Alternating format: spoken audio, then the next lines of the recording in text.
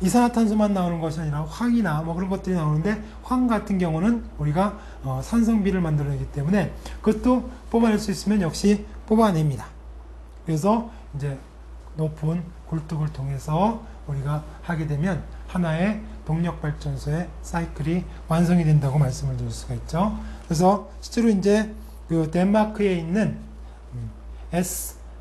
SERG의 동력발전소를 보시게 되면 하얗게 어깨 있는 것이 굴뚝이겠죠. 그래서 연기는 높이에서 우리가 지상에 있는 우리들에게는 영향을 안 주도록 이 굴뚝은 우리가 가급적이면 높이에서 대기 중으로 보내도록 하고 있고요. 그 다음에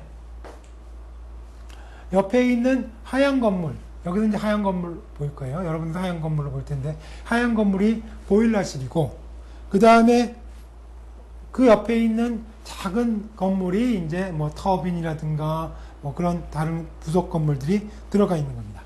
그 다음에 우리가 화력 발전소를 할 때 이제 사용하는 연료 중에서 뭐 석유도 있고, 그 다음에 석탄도 있지만 경제적으로는 석탄이 더 쌉니다.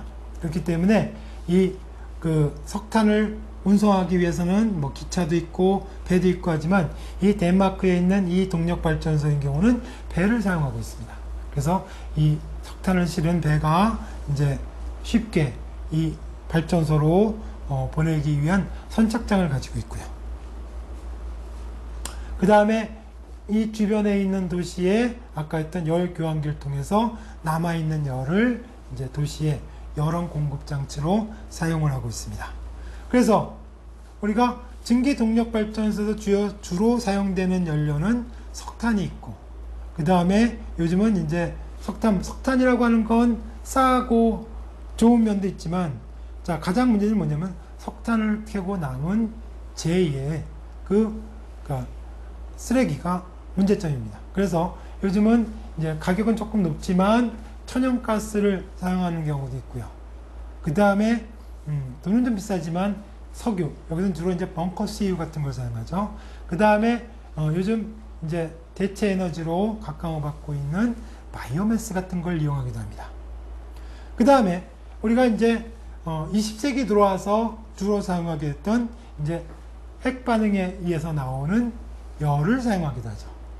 그래서 원자력 발전에 대한 것은 또 원자력 발전이라고 하는 부분이 따로 있기 때문에 거기서 다루게 되고, 이 연력학에서는 원자력 발전에 대한 부분은 다루지 않습니다. 그래서 간략하게 원자력 발전을 하고 있는 이제 배의 경우에 이 예를 한번 보도록 하면요. 원자력 발전은 뭐 원자력 발전만 가지고서도 뭐 굉장히 많은 시간 동안 할 수 있지만, 크게 이제 우리가 두 가지로 나눕니다. 어떻게 두 가지로 나누냐면, 핵 반응에 의해서 나온 열을 직접 이용하느냐, 아니면 그 핵 반응에 나온 열은 열대로 두고 그 다음에 그 열을 아까 우리가 열 교환기를 통해서 하느냐. 그래서 폐쇄형과 개방형으로 둡니다. 그래서 구조는 개방형이 훨씬 더 간단합니다만, 여러분들이 최근에 보면 우리 그 일본에서 있었던 그 원자력 사고에서 보면 개방형이 문제가 생겼을 때는 역시 걷잡을 수 없는 상태로 갈 수가 있습니다. 그래서 최근에는 개방형보다는 폐쇄형으로 가는 형태인데, 특히 이것은 우리가 선박에서 이용하기 때문에 그 열을 이용하는 방법은 폐쇄형으로 되어 있습니다. 즉, 자, 열을 발생시키는 원자로가 있으면 이 원자로의 열을 우리가 이용하는 것이 목적이기 때문에, 자, 그 열을 이제 이용할 때 두 가지입니다. 원자로에서 나오는 열을 식히는 냉각수 겸, 그 다음에 그 냉각수가 아까 우리가 봤던 그런 고압의 증기를 만드는 역할을 하게 되니까 냉각수 겸, 그 다음에 고압의 증기를 만드는 장치입니다. 그래서 한 바퀴를 돕니다. 돌고, 자, 이것은 폐쇄된 장치 안에서 돌고 있습니다.